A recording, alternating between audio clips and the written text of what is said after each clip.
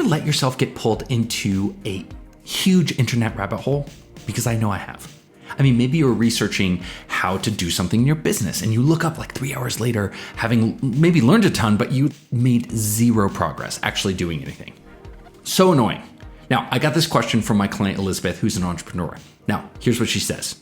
I find myself wasting a lot of time going down rabbit holes for my work. What happens is I go to do a task. I don't really know how to do all the steps that got to be done, but it's a new thing and I've never done it before. So I end up spending way too much time researching all the things I need to know first. And then 3 hours later, I still have nothing to show for it. So Demir, please, how do I keep from going down these rabbit holes?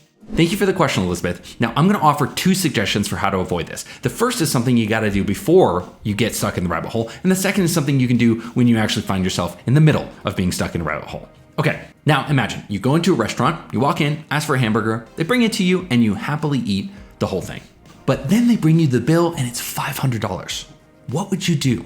Would you go, oh my God, what is wrong with you? This is crazy. I don't want to pay $500 for a hamburger. That's what I would say. But here's the problem. You've already eaten the hamburger. So now you're in this really awkward position where you've already consumed the goods and you're trying to renegotiate the price, and it's nearly impossible to dig yourself out of that hole.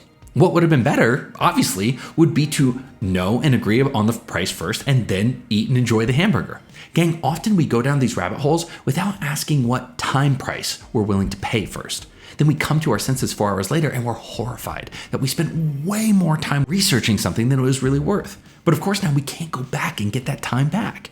For example, I do a new training every single month for my clients in my Lifehack tribe, and I could spend an unlimited amount of time on each of those trainings. Heck, every single training I do could be a book. But that's not a judicious use of my time because it's just a 1 hour training. So I have to size my intention and my effort based on what it's going to be worth to me. You only have a certain amount of money in your bank and you only have a certain amount of time each week, 168 hours. And of that, you're probably only spending 40 hours actually working. That's a pretty small number. So you got to ask yourself, out of the 40 hours that I have, how many hours does this task deserve? All told, research and execution. The problem is a lot of times you're asking yourself, what's the best job I can do here? Or even worse, you're not even asking yourself anything at all. You're just jumping right into the river and letting the current pull you under. I gotta be honest, I don't want to eat the best hamburger in the world if it costs me $500. I want the best hamburger I can get for $8. That's the burger I want to eat. And I admire businesses that can provide a great product at the price that I want. So that's what you should be looking to do. Create the best product that you can at the time price that's available to you, that you can actually afford to spend. It's about finding the right place on the curve, the optimization curve, at the intersection between the best job that you can do and the time that's available to you. So before you start working, you need to pause, take a breath, ask yourself, how much time am I willing to pay? Now that's the best way to approach it. That's the first tip. But let's be honest, sometimes we catch ourselves and we're actually in the middle of falling down a rabbit hole. What do we do then? Let's say you allocated 6 hours for just this big important task, and 3 hours in you just realize, oh my God, I got pulled down a rabbit hole. I'm not even halfway done. I'm less than a quarter of the way complete with this thing. Now at this point, it's time to stop, step away, pump the brakes. You have to renegotiate with yourself. And if this is work for a client, you actually need to go back and renegotiate potentially with that client too. This is the moment where you ask yourself, okay, how do I need to change my standard such that I can still get this done? Or if you can't get it done, how can you reprioritize other things and modify your schedule so you can actually make the time to get it done? Now, what's happening here is you're modifying your expectations around the task, and that probably means it's going to get done less perfectly than you originally thought.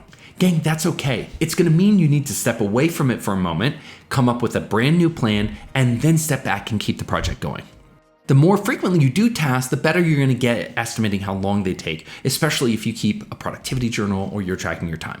You're going to get to know how much wishful thinking you use when you plan your work. So over time, you're going to get better and better and better at estimating how much each task will take. For example, I used to have a tech company. I worked with a lot of coders and developers. Each time I wanted a new feature built in our app, I would ask them, hey, how long is this going to take? Oh, boss, no more than a couple days, tops, 2 days. 2 weeks later, I'm still asking them, where the heck is this feature? Man, I got fed up and I finally just started multiplying any estimate they gave me by 4. Because that's what I learned I needed to do to get an accurate estimate from them. So I started calling that their fudge factor, and it ended up being incredibly accurate. Whatever time they gave me, I just multiplied it by 4. So if you're prone to wishful thinking, figure out your own fudge factor and just apply it. And gang, there's nothing wrong with that. There's nothing wrong with knowing that you underestimate because everybody does it. In fact, there's even an official name for it. It's called the planning fallacy. Look it up. You can always use extra time if you find yourself with a little more, but you can never go make more of it when you run out. It's a one-way street, folks.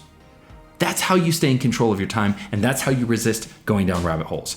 If you like this video, give it a thumbs up, and gang, if you're obsessed with human potential and living your best life like we are, consider subscribing to this channel and joining our journey to complete lifestyle freedom.